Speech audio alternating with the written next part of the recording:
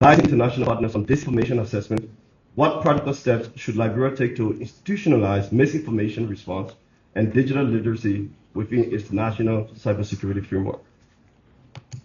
Thank you, Sekou. Thank you. So, let me also inform you that Liberia has already taken a practical step. A few months ago, we were in Cape Verde, and Liberia signed on the adopted model policy for information integrity in West Africa and the Sahel. You know, information integrity fosters cybersecurity. Campaigners against misinformation and disinformation was present. I represented the organization along with representation from government, the Ministry of Information. Daniel Sano, the Deputy Minister, was there. The Chief Information Officer at the Ministry of Post and Telecommunications, Sheikh, was also present. We also had the Executive Director from the Independent Information Commission was also there, along with civil society person from Longoso. So Liberia has taken that step, and this is laudable because it fosters cybersecurity. Now, what Liberia has to do now is to craft its own national information integrity policy. So our organization, Campaigners Against Misinformation and Disinformation, has announced to collaborate with the government of Liberia to craft Liberia's national information integrity policy. Now, what practical steps can we take to ensure we have a cyber resilient Liberia? The first thing, initially, I spoke on digital literacy education, inclusive digital literacy education. This is important because most often we leave out people with disabilities in many engagements. If you look in the gathering now, I really don't recognize a PWT person.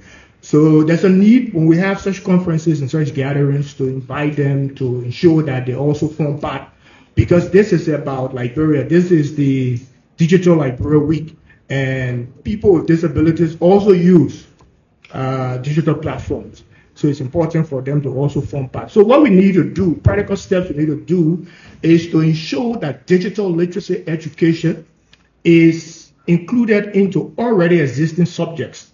So take, for instance, computer education at schools. So this is sustainable because if you look at the pillars of the National Cybersecurity Strategy, it speaks about sustainability, correct? One of the pillars talks about sustainability. So this is sustainable. How is this sustainable? Because schools will now have to hire a new teacher to teach digital literacy education. But when it is integrated into computer education, now the school can now go ahead and teach digital literacy education. So that is sustainable. What else can be done is to focus on artificial intelligence too. It's really promoting cyber attacks. Bad actors are now using AI to send out phishing emails to deceive people. So the Ministry of Post and Telecommunications and other key technology players can focus on AI. How do we design AI softwares to detect, cyber attacks and also protect digital platforms? That is also a practical step we need to take. And these steps are all part of the private-public partnership that we intend to focus on. Now, what else can we do? We have digital platforms. We have websites.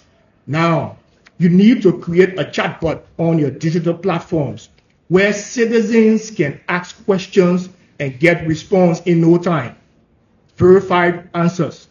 So these are practical steps we can take. Another practical step we can take is to ensure that cybersecurity messaging is educative, is informative, and engaging. Why am I stressing these words? Because now, in order for people to get informed, most people use social media. Do you rather read a long text that has 5, 6 paragraphs? No, you don't. But when you can empower content creators, people who can transform complex ideas into easy to understand audio visuals and infographics, that can foster cybersecurity. So these are practical steps we can take to ensure that we have a cyber resilient Liberia. Thank you. Thank you so much, Mr. Johnson.